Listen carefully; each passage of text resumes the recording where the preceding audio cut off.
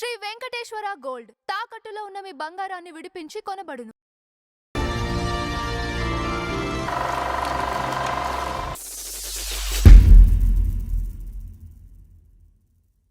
నమస్కారం నందం హరిచంద్ర గారు. నమస్కారం జీవా స్వామి గారు. సార్ మన ఫ్లాష్ బ్యాక్ లో మీరు వడ్డే రమేష్ గారి గురించి చెప్పారు కదా. అవును, నాకు ప్రొడ్యూసర్ నా నిర్మాత, మీ పైగా నా పర్మనెంట్ సంస్థ, మీ పర్మనెంట్ సంస్థ కదా. ఎక్కువ సినిమాలు చేశాను. ఎక్కువ సినిమాలు చేశారు. సో మీ ఆస్థాన సంస్థ. ఆస్థాన సంస్థ.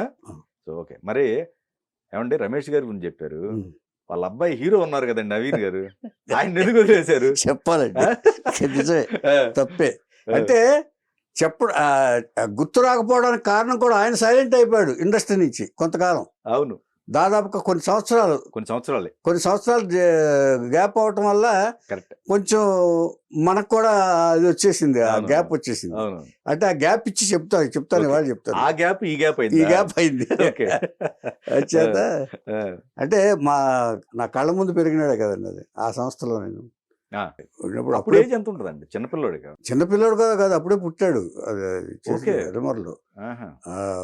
నేను ఆ సంస్థకి వెళ్ళిన తర్వాతే. సరే, ముందు ఆ పెద్ద ఆయన తలుచుకుని దీనికి వద్దాం. వడ్డే రమేష్ గారి గురించి చెప్పాను, కానీ వాళ్ళ బ్రదర్స్ గురించి అది చెప్పలేదు నేను. వాళ్ళ సంస్థ గురించి చెప్పలేదు అసలు. వడ్డే రమేష్ గారికి 3 బ్రదర్స్. వడ్డే వెంకటేశ్వరరావు గారు వాళ్ళ ఫాదర్ నేమ్. ఏమండి, వడ్డే రమేష్ గారు, వడ్డే శోభనాథ్ గారు పెద్ద ఆయన, రమేష్ గారు సెకండ్, 3 వడ్డే కిషోర్ గారు. ఏమండి, ఈ ఇద్దరు వ్యాపారాలు, సిమెంట్ వ్యాపారం ఏమో ఆయన ట్రాన్స్పోర్ట్, కేసీపీ సిమెంట్కి, మాచర్ల సిమెంట్ ఫ్యాక్టరీకి ట్రాన్స్పోర్ట్ ఆయన వడ్డే శోభనాథ్ గారు. ఈయనేమో ఆటోమొబైల్ షాప్ ఇన్ విజయవాడ. ఎవరు? మన ఈయన కిషోర్ గారు. ఇక ఏ పని లేకుండా కూర్చుందో వడ్డే రమేష్ గారు. ఇది మనం చెప్పలే నేను. ఎందుకు చెప్పాల్సి వచ్చిందంటే ఇప్పుడు అది ఒక సందర్భం వచ్చింది కాబట్టి చెప్తాను. సరే, ఈయనకి ఏ వ్యాపకం లేదు కాబట్టి మెడ్రాస్లో రాఘవేంద్ర గారు వీళ్ళందరూ ఫ్రెండ్స్, అశ్విని దత్తు వీళ్ళందరూ ఏరా అనుకునే ఫ్రెండ్స్ అండి. వీళ్ళందరూ వచ్చి తనకి టైం ఉన్నప్పుడల్లా వచ్చి, హాలిడే ఉన్నప్పుడల్లా ఇక్కడికి వచ్చి మెడ్రాస్లో ఏవో హోటల్లో దిగి ఎంజాయ్ చేసి వెళ్ళిపోతుండేవాడు. సరదాగా ఫ్రెండ్స్ అందరూ చేసి. అలాంటప్పుడు సినిమాలు తీద్దామని ఈయనకి అనిపించింది. అప్పుడు వచ్చిన తర్వాత ఏఎస్ఆర్ ఆంజనేయులు గారు వీళ్ళకి రిలేషన్. అప్పుడు ఆయన పండంటి కాపురం రైట్స్ తీసుకుని సునిహేరా సంసారాన్ని హేమమాలిని గారితో తీశారు. జమున క్యారెక్టర్ హేమమాలిని గారు వేశారు. ఇది మనం చెప్పుకోలేదులేండి మనం. ఏమండి, చెప్పిన తర్వాత ఆ తర్వాత ఈయన కనెక్ట్ చేశాడు. దాగుడు మూతలు తీసిన డిబి నారాయణ గారు అని ఉన్నారు చూసారా, ఆదిత్య సుబ్బారావు గారు డైరెక్ట్ చేసిన ఆయనకి దాసనారాయణరావు గారు ఒక సినిమా చేసి పెడతానన్నారు. అది తీసుకొచ్చి అప్పుడు ఆయన ఇబ్బందుల వల్ల వడ్డే రమేష్ గారిని కనెక్ట్ చేశారు. చేస్తే దాంట్లో తీసింది శ్రీదేవి హీరోయిన్గా పాడవై భారతీయుడు అనే సినిమా తీశారు. అది రూపాయి పెడితే రూపాయి పోయింది. అనుకున్నారు. వాళ్ళకి పెద్ద చిప్ లాంటిది అది వాళ్ళకి. వాళ్ళ వ్యాపారాలకి వాళ్ళ ఇది కానీ ఆ టైము మళ్ళీ తీయాలి సార్ సినిమా, ఫ్లాప్ తీసాం కాబట్టి మళ్ళీ సక్సెస్ తీయాలన్నారు. అప్పుడు స్టార్ట్ అయిన దాంతో కటకటాల రుద్రయ్య, రంగుల రౌడి, బొబ్బుల పులి, విశ్వనాథ నాయకుడు ఇలాంటి భారీ బడ్జెట్ చిత్రాలని దాసర్ గారితో కనెక్షన్ అయ్యి మొత్తం తీశారు. నేను కూడా అక్కడ కంటిన్యూస్గా చేశాను సినిమాలు. నేను కనెక్ట్ అయ్యాను. అదే నేను కూడా దుర్గాదేవి సినిమా తీశాను. అప్పుడు ఈ కుర్రాడికి హీరో చేయాలని లేదు, చదువే.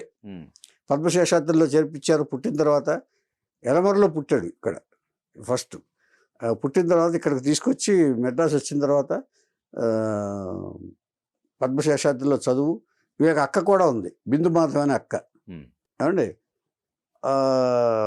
చదువుతూ ఒక ఏదో తమిళనాడులో ఒక ఊళ్ళో ఏఎంఐ కూడా ఏదో చదివి చేసినట్టున్నాడు ఆయన, నాకు తెలిసి. ఏదో ఊరికి వెళ్ళొస్తూ ఉండేవాడు ఆయన, నవీన్. ఒక కారు ఇచ్చారు ఆయనకి వెళ్ళి ఆ ఊళ్ళో ఉంటానికి. అంచేత అలా చదువుతూ వచ్చేవాడు. అప్పుడప్పుడు వస్తూ ఉండేవాడు, చూస్తూ ఉండేవాడు. ఇక్కడి నుంచి తెలుసు మాకు. అయిన తర్వాత ఈ సినిమాలు చేయటం, గురువుగారు సినిమాలు చేయటం, బొబ్బుల పులి తర్వాత బాగా సినిమా మీద ఇంట్రెస్ట్ ఆ కుర్రాడికి వచ్చింది ముందు. వచ్చిన తర్వాత మరి రమేష్ గారు ఆలోచించి ఉండరు అలాగా, నా కొడుకు హీరో చేయాలనే ఆలోచన ఆయనకు ఉండదు అలాగా. ఎప్పుడు కూడా సినిమాలు తీద్దాం, సినిమా నిర్మాతగా ఉందామనే తప్ప ఆయనకి నా కొడుకు హీరో అవ్వాలి ఇది అనేది ఆయనకి అలాంటివి ఉండవు అసలు జనరల్గా. ఆయన మనస్తత్వానికి కుర్రాడే చెప్పాడు, కుర్రాడు చెప్తే అప్పుడు ఆయన ఏమన్నారంటే, సరే నువ్వు అన్నీ నేర్చుకోవాలి కదా, ఏమీ లేకుండా హీరోకి కొన్ని ఇవి ఉండాలి కదా, శిక్షణ తీసుకోవాలి, డ్రామా అంటే ఏంటో తెలియాలి, డైలాగ్ డెలివరీ తెలియాలి, డ్యాన్సు ఫైట్స్ అని నేర్చుకోమన్నారు. ఇక్కడే లోకల్గానే ఒక ఇన్స్టిట్యూట్లో చేర్పించి అన్ని శిక్షణ ఇప్పించారు. నేను చూశాను, ఒక రూమ్ ఇచ్చేసారు అతనికి డ్యాన్స్ చేయడానికి, వాటికి సాంగ్ పెట్టుకుని చేసేవాడు ఆయన. నేను మేడ మీద ఒక గది ఇచ్చేసారు అతనికి, ఆ కిందే మా ఆఫీసు. రోజు చూసేవాడిని అతను ఎంత కష్టపడేవాడు, చాలా చెమటలు పట్టే వరకు బాగా కృషి చేశాడు, అంతవరకు సిన్సియర్. అంత గారాభంగా పెరిగిన కుర్రాడు అలా కష్టపడడం అనేది నాకు అనిపించింది అప్పుడు. ఓహో, ఇతను బాగా ఇచ్చేస్తున్నాడని చెప్పేసి. ఆ తర్వాత అప్పుడు ఏమనుకున్నాడంటే, రాఘవేంద్రరావు దగ్గర ఈ సత్యవరెడ్డి అని ఉండేవాడు, తెలుసా మీకు? సత్యం అని ఉండేవాడు, విద్యాసాగర్, అదే మన సాగర్ బ్రదరా, నాగిరెడ్డి, సత్యరెడ్డి, విద్యాసాగర్ రెడ్డి, ముగ్గురు బ్రదర్స్. ఎడిటర్, కెమెరామెన్ ఒక అతను, కెమెరామెన్ కదా, అతను సినిమా ప్రొడ్యూసర్, చనిపోయాడు ఒక అతను, సినిమా కూడా తీశాడు. ఈ నలుగురు బ్రదర్స్లో ఒక అతను రాఘవేంద్రరావు దగ్గర అసోసియేట్ చేస్తున్నారు. అసోసియేట్ చేస్తుంటే అతను పిలిచాడు, బాగా చదువు వీళ్ళకి. అతను పిలిచి, ఒరే సత్యం, నువ్వు ఒక కథ తయారు చేయి మా అబ్బాయికి చేద్దాం అంటే, ఆయనకి ఏంటంటే కొత్త కుర్రాడు అయితే కొంచెం కొత్త తారసుతో వస్తారు అనే ఒక ఇది ఉంటుంది కదా, అది చేసి పెట్టారు. చేస్తే తయారు చేశారు. తయారు చేసిన తర్వాత తన కథ నచ్చిందంతా డిస్కషన్లో కథ నచ్చింది, షూటింగ్ స్టార్ట్ చేశారు. నవీన్ తోటి ఫస్ట్ సినిమా స్టార్ట్ చేశారు. ఈ లోపల ఒక సంవత్సరంన్నర ప్రాక్టీస్లు అయినాయి. ఫైట్లు, డాన్సులు, డైలాగ్ డెలివరీ మొత్తం నేర్చుకున్నాడు బాబు నవీన్. వచ్చేటప్పటికి స్టార్ట్ చేశారు. స్టార్ట్ చేసిన తర్వాత కొన్నాళ్ళు అయిన తర్వాత రష్ చూశాడు ఆయన. ఏం చూసిన తర్వాత అస్సలు నచ్చల. రమేష్ గారి అంతా టిపికల్గా ఉంటుంది. ఆ రష్ చూసి అస్సలు ఏం బాగాలేదు, పండలేదు, ఏ సీను పండలేదు, ఇట్లాంటి సినిమా రిలీజ్ అయితే మా కుర్రాడు భవిష్యత్ అవుట్ అని తీసి అవతల పడేశాడు మొత్తం. తీసి ఆ పిక్చర్ని అవతల పడేశాడు. ఆ తర్వాత ఎప్పుడో దాన్ని మార్చి తమిళ్లో సెల్వా అనే డైరెక్టర్ తోటి తీశాడు. అది కూడా పర్లేదు, అర్జున్ తోటి తీసినట్టున్నాడు. అందులోనే నా సాంగ్ ఒకటి కొట్టేశాడు ఆయన. నేను బాగా చేయించుకున్నాను టేస్ట్. కానీ ఆ ఖర్చు అంతా వేస్ట్ అయిపోయినట్టే కదా. ఆయనకు వేస్ట్ ఇదేం లేదు. ఈయనొకడు తర్వాత చెప్తాను మళ్ళీ ఇంకొక ఇన్సిడెంట్, శ్యాంప్రసాద్ రెడ్డి గారు, ఆయన ఒకళ్ళు. వీళ్ళకి కాంప్రమైజ్, వాళ్ళ మైండ్కి నచ్చాలండి. కరెక్ట్. అదృష్టవంతుడు ఏంటంటే, నేను దుర్గాదేవి రష్ చూసిన తర్వాత బాగుందని మెచ్చుకున్నారు. నాతో సినిమా తీస్తున్నారు. చూసా మా హరిశ్చంద్రరావు గారిని ఎలా తీశారు, ఆడు ఎంత పైకి వెళ్తాడో మాకే తెలియదు అన్నాడు చూసిన తర్వాత. అదే నాకు డేట్స్ ఇవ్వాలి రోయ్ అన్నాడు అంటాడు. అలాగా అంటే రమేష్ గారు అలా సరదాగా ఉండేవాళ్ళు, మేము ఇద్దరం బాగా. సరే అయిపోయిన తర్వాత అప్పుడే ముప్పల్ నరసింహ తాజ్మహల్ సినిమా రామానాయుడు గారికి తీశాడు.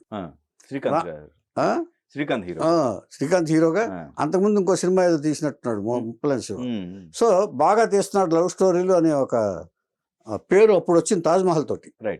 తాజ్మహల్ కూడా సక్సెస్, పైగా రామానాయుడు గారి బ్యానర్. అప్పుడు అతను పెట్టి నవీన్ హీరోగా, ప్రేమ బెంగళూరు ప్రేమ లేదు ఆ అమ్మాయి హీరోయిన్ కోటి రామకృష్ణతో సినిమాలు చేశారు. ఆ అమ్మాయిని పెట్టి సినిమా తీశారు. అది కోరుకున్న ప్రియుడు. అది హిట్ అయింది.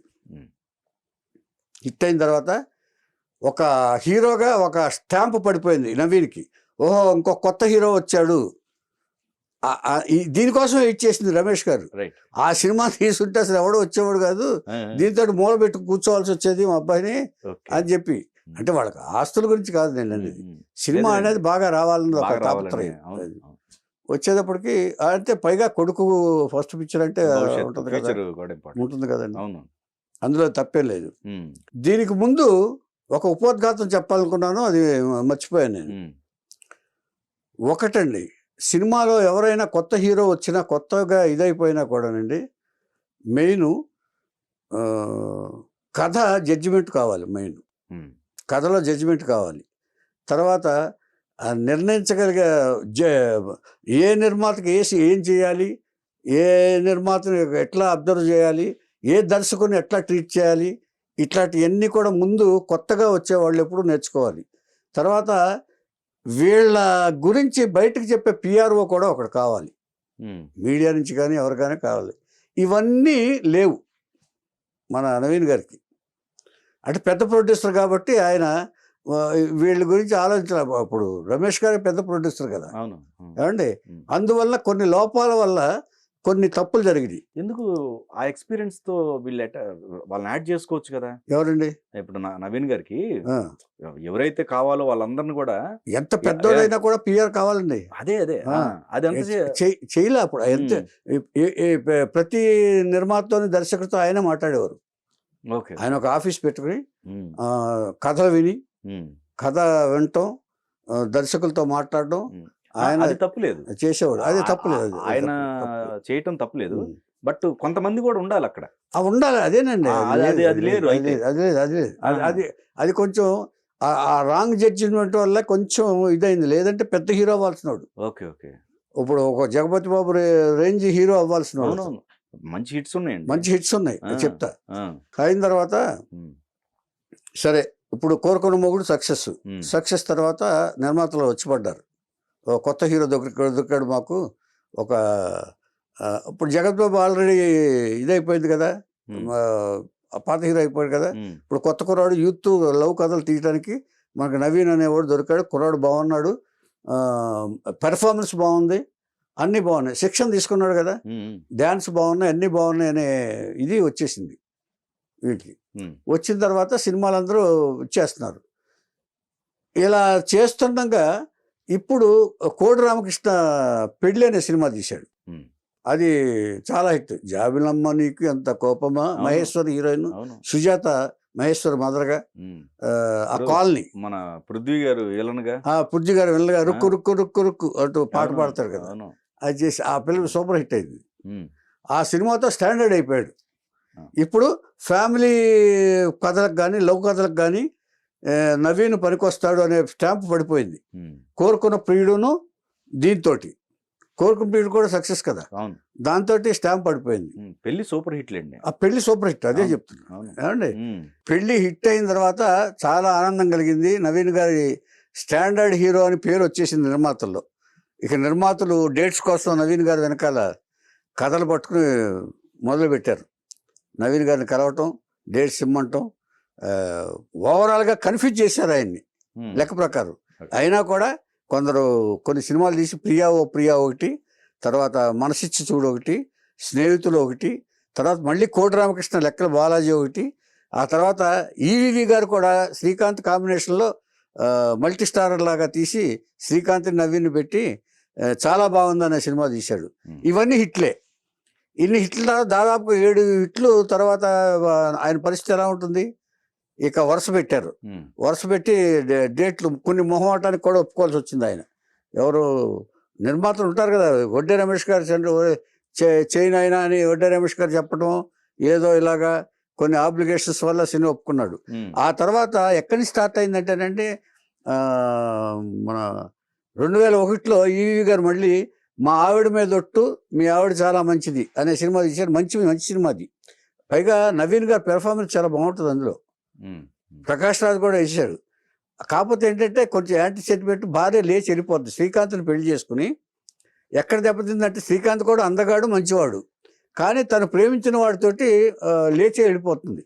వెళ్ళిపోయి ఫారిన్లో దానికి చిన్న డ్రామా ప్రకాష్ రాజ్ క్యారెక్టర్ని పెట్టి అసలు భర్త యొక్క విలువ ఏమిటి, భర్త ఎందుకు ఉండాలి, ఆ ఇల్లాలి యొక్క వాల్యూ ఏమిటని చెప్పి మంచి మెసేజ్తో తీశాడు ఆయన ఈవీ గారు. అందులో సందేహం లేదు. చాలా మంచి పిక్చర్ అనుకున్నాను నేను అప్పుడు. పైగా ఈ ప్రాజెక్ట్ మంచి క్రేజ్ వచ్చింది, ఎందుకంటే చాలా బాగుంది కదా. చాలా బాగుంది. పైగా ఇది కూడా బాగానే ఉందండి ముందు. పైగా అంత ఫ్లాప్ కాదు, అంత ఇది కాదు, దెబ్బతినలే. ఇది బాగానే ఆడింది నాకు తెలిసి. ఏమండి, అక్కడి నుంచి స్టార్ట్ అయినండి ఒక 7-8 సినిమాలు వరుసగా. ఆయన ఫుల్ బిజీగా చేశారు ఆయన సినిమాలు. ఏవి కూడా కథల మీద కొంచెం అంత ఇది లేక, గ్రిప్ లేక, ధనుష్, శత్రువు, ఆదిలక్ష్మి, గోపి వరుస ఏళ్ళు. మళ్ళీ 2004 వరకు సినిమాలు చేసుకుంటూ వచ్చారు. 2004 వరకు ఒక హిట్ పడలేదండి, హిట్ పడలేదు, ఆయనకు పేరు రాలేదు 2004 వరకు. 4 వరకు పేరు రాకపోతే అప్పుడు 2005లో కణ్మణి అని ఒక తమిళ డైరెక్టర్ ఆయన తీసుకొచ్చారు. తమిళ డైరెక్టర్ అనేది ఒక మంచి కంటెంట్ తోటి వస్తారు వాళ్ళు అప్పట్లో. ఆ పేరు చేశాడు, నా ఊపిరి అని తీశాడు.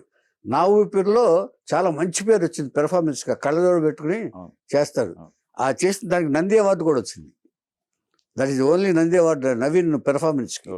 సో అప్పటికే దాదాపుగా 20 సినిమాలు అయిపోయినాయండి. ఆ తర్వాత మళ్ళీ డల్ కొట్టింది. మళ్ళీ సినిమాలు 2005 తర్వాత మళ్ళీ 2010 వరకు సినిమాలు చేయలే ఆయన. అంటే ఆయనే తీసుకున్నాడు ఈ జడ్జిమెంట్ లేక కథల మీద. కథలు ఈ వచ్చిన సినిమాలన్నీ వెళ్ళిపోతుంటే ఆయనకు ఒక ఇది వచ్చి కొంత గ్యాప్ తీసుకుందాం, మంచి కథ తీసుకుందాం అని అనుకున్నారు. అప్పుడు ఆ తర్వాత ఆంటీ, ఆ నందగోపాల్ అనేది, ఆంటీ అంకుల్ నందగోపాల్ అనేది సినిమా తీశాడు 2010లో. అది ఆడేటప్పుడు ఇక సైలెంట్ అయిపోయాడు నవీన్ గారు. సైలెంట్ అయిపోయి మళ్ళీ ఇప్పుడు ఒక చేంజ్ చేద్దామని చెప్పేసి ఒక రామ్ గోపాల్ వర్మ అటాక్ అనే సినిమా తీస్తూ ఈయన క్యారెక్టర్ అడిగాడు, యాంటాగనిస్టు. అంటే ఇంతవరకు ఈ 30 సినిమాలు కూడా ప్రోటాగనిస్ట్ చేశాడు హీరోగా, పాజిటివ్ క్యారెక్టర్స్ ఇవన్నీ. ఇప్పుడు యాంటీ క్యారెక్టర్ చేస్తే ఎలా ఉంటుందని చేశాడు. యాంటీ క్యారెక్టర్ చేస్తే బాగుంది కానీ దానికి ప్రచారం జరగల. ఈయన నవీన్ గారు ఇప్పుడు జగపతి గారు బాబు గారికి ఏం జరిగిందంటే, బాలకృష్ణ లాంటి దీంట్లోటి ఒక విలన్ క్యారెక్టర్ వేసే ముందు ఒక ఎస్టాబ్లిష్మెంట్ అయ్యింది అతనికి పెద్ద హీరోతో. ఈయనకి సినిమా వచ్చిందే లేదు తెలియదు. ఈయన నవీన్ కూడా వేస్తాడు అనేది ఇండస్ట్రీకి తెలియలే. అటాక్లో చేసిన క్యారెక్టర్ ఆడుంటే బాగా పబ్లిసిటీ ఉండుంటే బాగుండేది, దానికి తెలియలే. తెలుసుంటే ఈయన కూడా మళ్ళీ ఆ క్యారెక్టర్లకి బాగా జగపతి బాబులాగా సెటిల్ అయిపోయాడు. కానీ ప్రచారం జరగల అటాక్ సినిమాలు, అదొక లోపం. అది 2016 అటాక్లో కూడా చాలా ఇది వచ్చేసేటప్పటికి ఇక ఆయన సినిమాలు ఆపేశాడు. సినిమాలు ఆపేసి ఆయన ఇక వ్యాపారాలు చూసుకుంటూ ఎవరన్నా అడిగినా కూడా. ఆ తర్వాత పబ్లిక్లో కూడా ఆయన తిరగటానికి కొంచెం మొహమాటం అండి ఆయనకి. ఎవరితో మాట్లాడడం కానీ, కాంటాక్ట్స్ కానీ, సోషల్ ఇది లేదు ఆయనకి.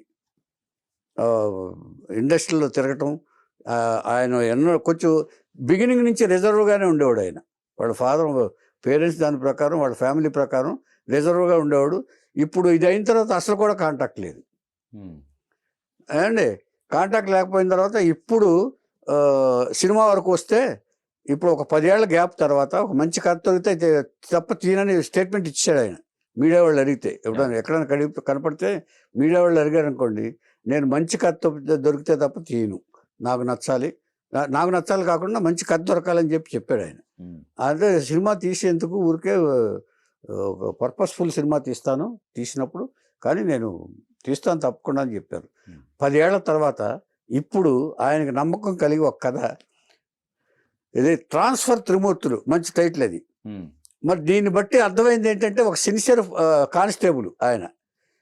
ఈ హిపోక్రటిక్ సొసైటీలో ఎలా ఫేస్ చేస్తాడో ఆయన బాధలు, ఒకవేళ కామెడీ లెవెల్లో తీసుకొస్తాడు ఆయన. నాకు డౌట్ ఏంటంటే కామెడీ ఏమైనా యాడ్ చేస్తున్నారు అని. నర్రా తేజ అని ఎవరో డైరెక్టర్ అతను, మరి ఆ లైన్ తీసుకొచ్చి ఉంటాడు, అది తయారవుతుంది. రాఖీ పండుగ రోజున ఆగస్టు దీన్న పోస్టర్ రిలీజ్ చేశారు. పోస్టర్ బాగుంది, గెటప్ బాగుంది, తర్వాత కామెడీ కూడా ఉంటుందని నాకు అనిపించింది. తర్వాత ఈయన ఇది సినిమా వరకు. ఇప్పుడు 10 ఏళ్ల తర్వాత ఇప్పుడు 2025లో ఇప్పుడు రెడీ అవుతుంది అది. మరి ఇప్పుడు ఈ సంవత్సరం రిలీజ్ అవుతుందా లేకపోతే సంక్రాంతికి వస్తుందా అనేది తెలియదు. కానీ గెటప్ బాగుంది కూడా. సినిమా కూడా బాగుండేటట్టు ఉంది, టైటిల్ బాగుంది మెయిన్. ఇవన్నీ పాజిటివ్ వైబ్స్ బాగా ఉన్నాయి. ఎందుకంటే ఎవరికైనా టైం రావాల్సిందే, తప్పు దీని వెనకాల. బ్యాడ్ టైం వెనకాల గుడ్ టైం తప్పకుండా వచ్చి తీరుతుంది, దీంతో వస్తుందని నా ఆశ. ఏమండి, ఇకపోతే పర్సనల్ విషయానికి వస్తే చిన్న ఇదేంటంటేనండి, మరి తెలిసి చేశారో తెలియజేశారు, రామారావు గారి మనవరాలు రామకృష్ణ కూతుర్నిచ్చి పెళ్లి చేశారు ఈయనకి.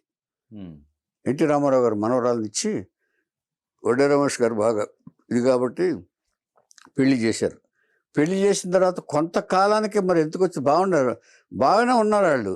మరి ఒక పెద్ద ఫ్యామిలీ. మరి ఆయనకి నచ్చకుండా కొంచెం విభేదాలు వచ్చినాయో, మరి ఈగో ప్రాబ్లమ్స్ వచ్చినాయో ఏమో తెలియదు, కానీ పర్సనల్ విషయాలు కొంతకాలానికి ఆయన విడాకులు అప్లై చేశాడు ఆయన. నేను చేసుకొని అన్నాడు ఆయన. అందరూ కన్విన్స్ చేయాలని చూశారు, ఇది పెద్ద ఫ్యామిలీస్ ఇవి బాగోవు. ఈవెన్ బాలకృష్ణ గారు కూడా కొంచెం ట్రై చేశారు నవీన్ గారితో చెప్పడానికి. మరి ఏదో కారణం చెప్పుంటాడు ఆయన, కారణం చెప్పబట్టే ఆయన ఇదయింది, అందుకని అది జరగలే. తర్వాత ఆయన విజయవాడకు చెందిన పారిశ్రామికవేత్త కూతుర్ని ఒక హోటల్ ఆపరేటర్ కూతురుని ఎవరినో పెళ్లి చేసుకున్నారు. ఇప్పుడు వాళ్ళు హ్యాపీగా సాగించారు. 2 పిల్లలు, ఒక అబ్బాయి ఒక అమ్మాయి. రీసెంట్గా అబ్బాయికి ధోతి ఫంక్షన్ చేస్తే ఇండస్ట్రీని అంతా పిలిచాడు మళ్ళీ, అదొక మంచి గుడ్ సైన్. ఇండస్ట్రీని పిలిచి చిరంజీవి గారు ఆయన భార్యా సమేతుడై వచ్చి ఆశీర్వదించారు. తర్వాత ఇండస్ట్రీలో కొంత పీపుల్ వచ్చారు, రోజా గారు వెళ్ళారు, అందరినీ పిలిచి ధోతి ఫంక్షన్ చేసి అందరి ఆశీర్వాదాలు తీసుకున్నాడు ఆయన. ఇది ఒక గుడ్ సైన్ నవీన్ గారి జీవితంలో. ఇప్పుడు ఆయన మళ్ళీ బాగుంటుంది అనటానికి ఒక శుభసూచకంలాగా నాకు అనిపించింది, నా ఫీలింగ్. ఇంచేతంటే ఆ కాంపౌండ్లో నా ముందు పెరిగిన కుర్రాడిలాగా, అందుకని నాకు అనిపించింది. ఇక మీదట ఈ ట్రాన్స్ఫర్ త్రిమూర్తులు సినిమా బాగుండి మళ్ళీ ఆయన ఒక ఈ సినిమా ఏదన్నా ఏ క్యారెక్టర్ వస్తే ఆ క్యారెక్టర్ చేస్తే ఆయన ఇంకొక మంచి ఆర్టిస్ట్ మనకి ఇండస్ట్రీకి దొరుకుతాడని నేను అనుకుంటున్నాను. నవీన్ గారు ఇదే కాకుండా ఒకవేళ హీరో కాకుండా ఏ ప్రధానమైన పాత్ర వచ్చినా, ఒక పెద్ద హీరోలతోటి కాంబినేషన్ వచ్చినా కూడా చేస్తే నవీన్ గారు బాగుంటుందని నా ఉద్దేశం. అంచేత చేస్తారని అనుకుంటున్నాను నేను. ఇక మీద ఆయన కూడా ఆలోచించుంటారు, ఎందుకంటే ఆర్టిస్ట్ అనేవాడు సైలెంట్గా కూర్చోలేడండి ఇంట్లో ఎప్పుడు కూడా. ఒక కళాకారుడు. తర్వాత 32 పిక్చర్లతో 31 చేశాడు ఆయన. 30 పిక్చర్లు చేసిన హీరో అంటే షార్ట్ టైంలో చేసిన హీరో నవీన్ గారు.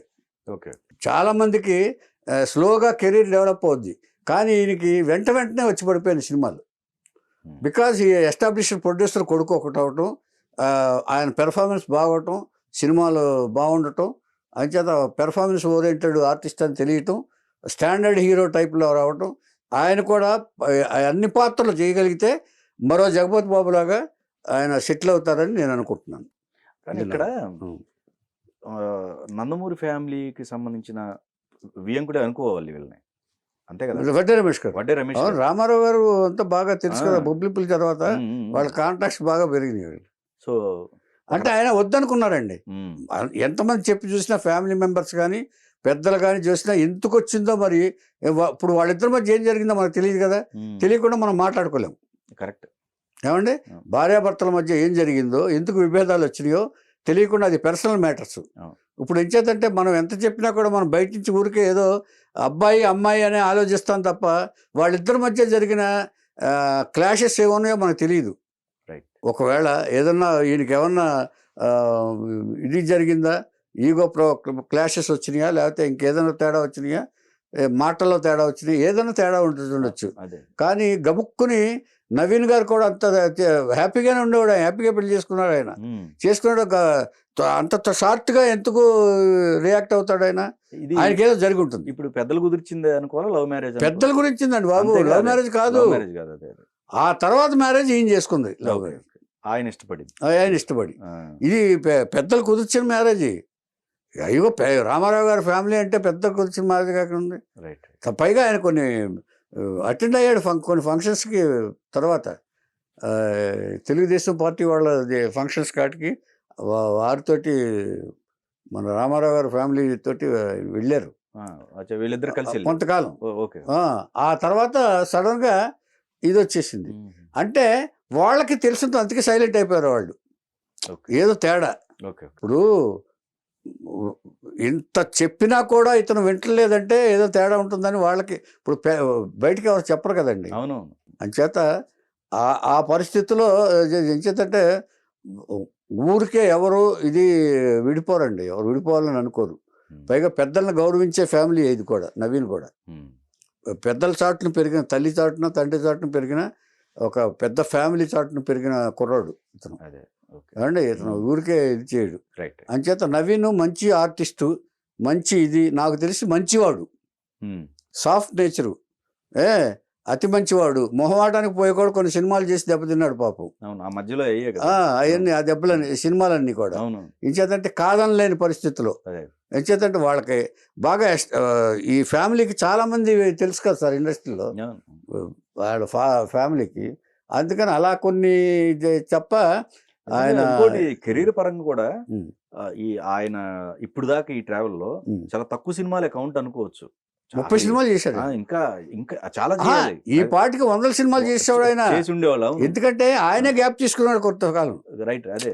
ఇప్పుడు ఆయనే కొంత గ్యాప్ తీసుకున్నాడు ఆయన. ఉమ్. కొంత ఇప్పుడు ఒకటి చెప్పనండి, కాన్ఫిడెన్స్ పోతుంది సార్ కొన్ని సినిమాలు పాపులర్ అయ్యేటప్పటికి. ఉమ్. ఏంటి ఎన్ని సినిమాలు ఫ్లాప్ అయిపోతున్నాయి, నేను మళ్ళీ సినిమా చేయకూడదు అని ఒక్కోసారి అనిపిస్తుంది. ఉమ్. అలాగే తీసుకున్న గ్యాప్లో ఆయన ఓకే. కొంతమంది అప్రోచ్ అయ్యారండి ఆయన కూడా. ఉమ్. ఆయనకే యుద్ధం లేకుండా టైం బాగాలేదు, ఎందుకు కొంత గ్యాప్ ఇద్దాం అనుకుంటున్నాను ఆయనే చెప్పి గ్యాప్ తీసుకున్నారు ఆయన. అందుకని అంచేత ఆయన చేయకూడదని కాదండి, కాకపోతే ఏంటంటే ఏ సినిమా పడితే ఆ సినిమా చేయకూడదనే అభిప్రాయంలో కొంత గ్యాప్ తీసుకోవటం మాట వాస్తవం. ఇచ్చేదంటే తర్వాత అంటే ఒక్కొక్క టైం అండి, ఇది మనం ఏం చెప్పలేము. అంతేలేండి. మళ్ళీ ఇప్పుడు టైం వస్తుందని నేను అనుకుంటున్నాను. ఈ టైటిల్ కూడా బాగా కుదిరింది, ట్రాన్స్ఫర్ త్రిమూర్తులు. అవునవును. ట్రాన్స్ఫర్ త్రిమూర్తులు అంటే 2 అర్థాలు ఉన్నాయి. యూ ట్రాన్స్ఫర్ హిమ్ అని ఒక ఆర్డర్ అయి ఉండొచ్చు, ఆ తర్వాత ట్రాన్స్ఫర్లు ఎక్కువ చేయించుకున్న త్రిమూర్తులనే అయినా ఉండొచ్చు. 2 ఏదో కానీ కొంచెం ఏదో ఎంటర్టైన్మెంట్ ఉండేటట్టు ఉంది. ఇది కొంచెం కొత్త జానర్లోకి వెళ్ళినట్టు నవీన్ గారు నాకు అనిపిస్తుంది. ఇంచేతంటే మా కాంపౌండ్ మనిషి కాబట్టి, మా నిర్మాత మనిషి కాబట్టి ఆయన బాగుండాలని, ఈ సినిమా హిట్ అవ్వాలని, ఆయన ఏ పాత్ర అయినా ఒప్పుకుని పెద్ద హీరోలతో సహా కాంబినేషన్ చేయాలని నా ఆకాంక్ష.